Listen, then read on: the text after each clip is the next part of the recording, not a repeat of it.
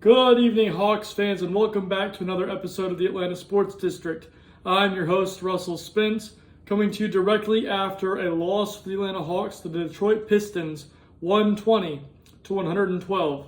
Let's get into how it all unfolded. So, Detroit's really good. They've just won their 11th straight. We had no Zach, no KP to start the game. We're also missing Trey still, obviously.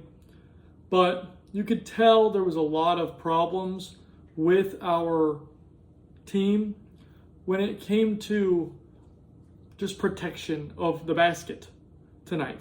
So I wrote down early that turnovers were killing us. They're long and a very good defensive team. And Cade is really, really good. I just wrote that a bunch of times. He had a bunch of really great passes, amazing shots, just making shots over good defense. And they've built their team really similarly to us with these wonderful defensive players around Cade. And we built our team as wonderful defensive players around Trey. Well, we don't have Trey, and so that kind of came back to bite us tonight with these turnovers really being bad. Our injury situation was, again, affecting us, where we were having to play players that we could tell we really didn't want to play. Caleb Houston got minutes tonight. Asa played a little bit. Keaton is still having to play a lot. And so it's not super wonderful to be having to play these deep bench players. But as long as we're as injured, that's what's going to happen. We've got these players that have to play because we just don't have anyone to play in that scenario because they're all hurt. Right after that, I wrote, the defense has been extremely rough in the paint so far through the first quarter, and that kind of snowballed. It really did. They were very good in the paint all night long, and they end the quarter up 35-30. We made a little bit of an offensive run. We were making some shots, but it didn't matter. The defense, you could tell it was not going to be sustainable to stay in a basketball game playing that kind of defense. So in the second quarter, we're kind of staying in it. We've gotten back up to where it's pretty close. It's within 2 points. And they start drilling us from three. Duncan Robinson starts going crazy. Cade hit one. You're sitting there. Like, every player starts knocking down a few. And when I saw that, I immediately said, if we don't clean up these defensive rotations, we're going to lose. And we didn't. The rotations were bad. We were late. We were leaving open shooters like Duncan Robinson. You can't leave that guy open under any circumstances. No matter what, you got to be glued to Duncan Robinson. You have to know as a defense exactly where that guy is at all times. He doesn't miss. If he's open, he doesn't miss. And so he didn't miss because we left him open, very open. And that led to them pushing their lead out. After we brought it back to being pretty close, they pushed their lead out to 67-54. Again, if you're giving up 67 points and a half, the defensive rotations were not good. Now, granted, playing a lot of Keaton minutes, a lot of Kennard minutes, a lot of Veet minutes, a lot of Caleb Houston getting in the first half, these are players that, quite honestly, you aren't wanting to play. They haven't been on the floor together. They're not communicating well. They're not good defenders in the first place. So the rotations were not good. The defense was not good. And there wasn't really much we could do about it because we don't have a Zach to put in. We can't put in KP to help some of the stuff that's going on in the paint. We don't have Trey to kind of slow everything down and make sure that we're staying in the game offensively. It was rough. They were running us out of the gym, especially in the second quarter. In the third quarter, it was much of the same, but the offense was able to keep us in the same area. So we started attacking the rim a lot more. You started getting some nice plays on offensive rebounds. Moge getting tip backs, and you had some things coming where people finally winning on back cuts. And like I said, their defense is so good. So you kind of have to be on your P's and Q's for the whole game, no matter what. And they took advantage when we weren't, and they got a lot of turnovers. But in the third quarter, we cleaned up some of it. There was still some stuff, but most of it was cleaned up. And when we had a more clean operation, we were able to score, but the defense was still so bad. They were scoring too, and there wasn't really anything we could do about it. We gave up 94 points through 3 quarters. That is a lot of points. And so, again, if you're giving up that and you're not able to score at the kind of clip that you would if you had a Trae Young, best of luck. You're probably not winning that game. So at the end of the third quarter, we're down 94-82. And like I said, it was mostly on the defensive rotations. They were bad all night. We were giving up easy looks. You give up easy looks, you're going to lose. We're a team built on our defense. And quite honestly, I can't even fault Quinn Snyder tonight. He had to play these players that you couldn't sit there and say, okay, we're going to play a lineup that's Dyson, Jalen, Mo, Onyeka, and we're going to play it every second of the game because that's the only 5-man defensive lineup we can run. You can't do that. So, like, I understand that today saying, like, the rotations were bad. Yeah, they were bad, and I don't really know how to fix it because we just have to get everybody back. We need to be healthy again. We need some players back. We need Zach to be playing. I know he took that insanely hard fall, and I hope he's okay. I'm not saying rush him back, but we need something. We need that defensive versatility that he can give us. We need KP to be playing. Don't know what's going on with that. I really hope the knee's okay, but he helps us to protect the rim. He does. He's 7'3". It's hard to go in there on him. We need these players to be back, and we need to play through them. I mean, and we desperately need Trae. I know that people are going to try to claim that, oh, we've had this wonderful string of success with Trae Young not there. I don't care what you say. We need Trae Young. He helps our offense so much. So in the fourth quarter, we actually had multiple times where the defense drastically improved. We put a lineup that was like Dyson, Veet, Onyeka, Jalen, or Jalen Mo, or things like that, where it's like the defense really picked up. And we came storming back. We would come storming back and we'd get within 1, and then they would make a couple of shots and it'd be 7 again. And then we come storming back and we'd be within 2 and they'd make a couple of shots and it'd be 8. And then we'd come storming back and so we're down 2 again. We're at one possession to time out Detroit. Everybody's freaking out. It's great. And then they make a couple of shots. And it really seemed like we just didn't have the capability. We didn't have the players to do it tonight, to make the comeback tonight. And I don't like saying that, but you can look at it and say, Detroit is a wonderful basketball team. There's no shame in losing to them. There's definitely no shame in losing to them when you are missing a lot of your key contributors, and the only real key contributor they're missing was Jaden Ivey. And they've been missing him all year, and they're still on an 11-game winning streak. So, like, I get that it's not the greatest thing. Not many people want to hear, like, hey, tonight they were better than us. But tonight they were better than us. The roster that they put on the floor was more able to produce their game plan than our roster was able to produce our game plan. At the end of it all, we come back, we fight. It's like a minute left. They make a couple of shots. They make their free throws. They go up 8, and it ends 120-112 in favor of the Pistons. So moving on to the player by player.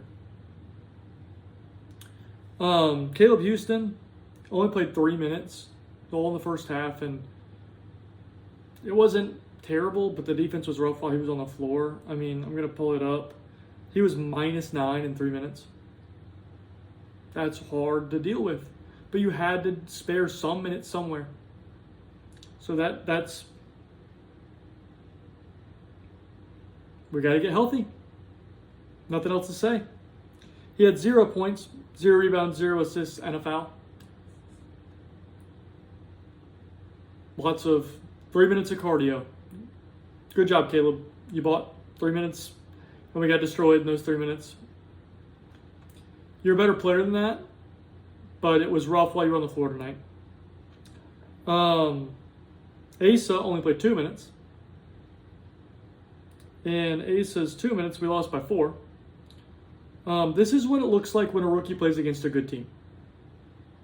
He was outmatched, and you could tell it. He looked like a deer in the headlights. I like Asa a lot. I'm not trying to smear him or anything. I think he's going to be a great player. But rookies are bad. They're just bad. They always have been. They always will be. And I love Asa. I think that Asa is going to be a really good player. But we just need some time with him in the G League, which we can't do right now because we're not healthy. But he needs big reps in the G League to get just experience. That's all he needs is experience. Moving on to Keaton Wallace. Keaton played 13 minutes. He had 7 points, 2 assists, and only 1 turnover. He played pretty okay, but again, he was -5. So when you're losing by -9, -4, and -5 in your benches play, it's hard to come back from that, especially against a really good team. And so I just would like to see us get healthy. I mean, that's all I can take from this. Really, Keaton didn't play that poorly. It was just the culmination of everybody being out, and now we've got deep bench guys as our bench. Bench got beat hard, like a drum, when they were in the game. Next, we'll talk about Kennard. Kennard played 17 minutes. He had 3 points. He was 1 of 2 from 3 and had 5 assists. Dadgummit, Luke. Shoot the ball more. If you're not shooting the ball more, you are not worth playing. Please shoot. Thank you for coming to my TED Talk. Maybe listen to it. Please shoot the ball. Okay. Moving on to the wonderful and ever-present Mo Gay. Mo Gay played 21 minutes. He had 11 points, 11 rebounds, an assist, only 1 turnover. But Mohamed Gay was plus 17. That whole making winning plays thing, almost every run we went on that got us back in the game, Mo Gay was on the floor because they didn't have anything they could do with him on defense. He was all over the floor. It does not matter that he's a little bit rough. He was 1 of 5 from 3. I don't care. Play him more. Play Jalen at the 3-some to give Mo more minutes, because when Mo is on the floor, we win, because the other team goes on spurts of 4 minutes where they don't score a single basket. When we have Dyson and Mo on the floor together, it is like a whirlwind of, oh my goodness, we can't score. Every single time. Play him more. I don't get it. You got this 6'11" super freak from Senegal who can move everywhere on the basket, everywhere on the floor. He can cover every little centimeter of wood. And you're like, well, what we would rather do is play Vít Krejci a whole crud ton of minutes. We're going to play Vít Krejci 36 minutes. And he's not going to be able to defend a parked car. And he's going to shoot 3 of 8 from 3, which two of those makes were pulled out of his butt at the end of the game. It doesn't make sense to me. I mean, no offense, but Nala tonight was -19.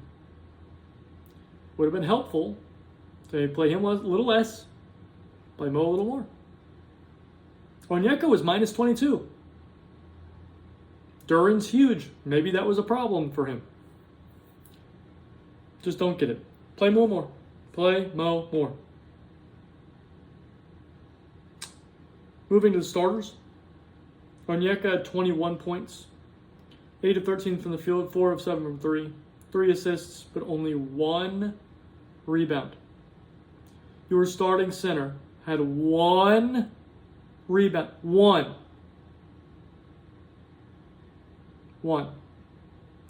How does that make sense? I know Onyeka scored the ball well today. It was rough against Duran. He's got to play better against a guy that's that size and that physical. And Duran wasn't overly physical. He wasn't, dirty physical like I talk about some of the other teams. No, he was just man physical. He just took it to Onyeka. And I mean, he didn't have like the craziest statistical game. He had 24 points and 8 rebounds, but it was more of the imposing his will on a player. That's what he did with Onyeka all night long. Got to be better. Moving on, we'll talk about Veit. Veit had 9 points on 3 of 9 shooting, 3 rebounds, 2 assists, and 2 turnovers. Veit made some shots at the end of the game to give him 9 points. He did not play well. It was bad. I'm not going to say that he's like definitely not like a starting level player. Obviously, I don't think he is, but I think he would be an okay starter. But against a team where they're running out a really talented team, it was pretty rough. Pretty rough. Especially defensively. Next, we'll move to Nall. Nall played 37 minutes. He had 24 points, 1 of 9 from 3, 9 of 20 from the field, 3 rebounds, 3 assists. He didn't have a turnover. Good for Nall. No turnovers today. That's been a problem he's had. But again, Nickeil Alexander-Walker was minus 19 points in this game. He went back to some of his old ways. He took some shots I would not have recommended he take. And I'm not trying to upset anybody or I'm not trying to rub it in his face. I'm just saying I think he would be better served to move the ball a little bit better and to choose his shot selection more wisely. I think that would be really, really helpful. Moving on to Dyson Daniels. Dyson had a really great game. 38 points, 38 minutes, 12 points on 6 of 9 from the field, 9 rebounds, 6 assists, 3 turnovers, and had the assignment of Cade Cunningham, who Cade has been scoring like 40 points a game.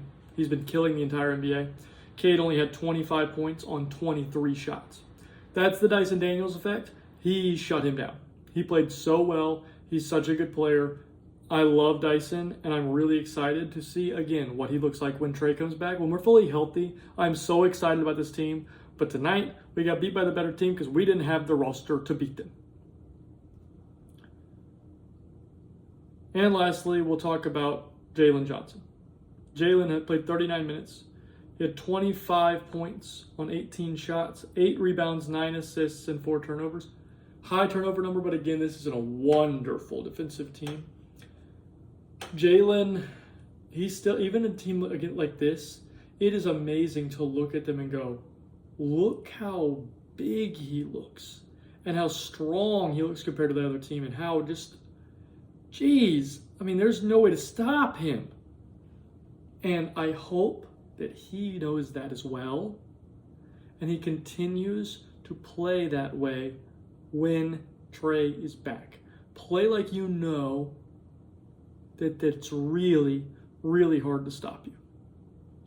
But again, I'm just going to keep putting out there, I mean, we didn't have the roster that could beat them right now. We will. I think that those are two very, very evenly matched teams. But tonight, when you're missing probably your best player and probably your 4th or 5th best player, and probably your other 4th or 5th best player, and they're missing one rotation guy who's been out pretty much all year, and they've been on a 10-game winning streak without him. I mean, I know like they didn't have Tobias Harris, they didn't have Bobby Klintman, they didn't have Karis LeVert, but these are like bench pieces for them. I mean, Toby has been playing a ton, Karis LeVert has been playing a ton. I mean, he's been playing, but like Thompson still played, Cade still played, Duren still played, Duncan Robinson still played, Isaiah Stewart still, all their like main guys that have been sparking this 10-game run, they all played, and you could tell that's a really good basketball team. And I'm excited to see what happens when they're fully healthy and we're fully healthy and we play again. That'll be a fun game to watch. Tonight was a fun game to watch, but it was a fun game under the guise of like, I know we can't stop them. We don't have the personnel to stop them right now. And so we didn't. I mean, there's not much else to say. Moving on, our next game is on Thursday against the San Antonio Spurs, who are without Wemby and without Stephon Castle. we should win that basketball game. Hopefully we get our guys all back. I know Trey won't be back yet, but hopefully Zach will be back. Hopefully KP will be back. You know, that sort of thing. And so just good thoughts, good vibes. Put them out there. Hopefully it'll bring Zach back. It'll bring KP back, and we can hit the ground running again. I want to build. I mean, we've got Spurs, Pelicans, Hornets, Wizards. Let's win another 4. That's how you be a really great team. You play the good teams, your Phoenix Suns, your Detroit Pistons. You play them hard. You can win every one of those nights. You could. Might not win them all, but you're in every game. And then when you got a team that's not a good team, you know, a team missing their best player and another one of their best players, maybe 2 or 3, you put them in the dirt. And then when you get a team that's just bad, you never lose it. You never lose to the Pelicans. You never lose to the Wizards. Let's go on another 4-game winning streak after this and prepare ourselves to say, okay, if we did that, then we'd have Cleveland. I'm sitting there going, okay, let's say we lose to Cleveland. Well, currently, we are 9-6. If we went on a 4-game winning streak, that is 13-6, and then you lose to Cleveland, that's 13-7. And right now, Trae Young's projected return date would be on the 30th against the Philadelphia 76ers. So we'd be sitting there at 13-7, and you give us our best player back. That's what we need to be working for. That's what we need to be hoping for. Keep fighting for that. I think if we fight to get to that moment, being a really positive record in that moment, that'll be really setting us up for some serious success when Trae comes back. So that being said, let me know what you think. Do you think we had a chance to win tonight? Do you think that we were just too outgunned? Do you think that we should win these next 4 games? Let me know what you think about what we've got coming up. And, you know, above all, let's like, subscribe, comment, do all the YouTube stuff. And again, I hope you have a great day.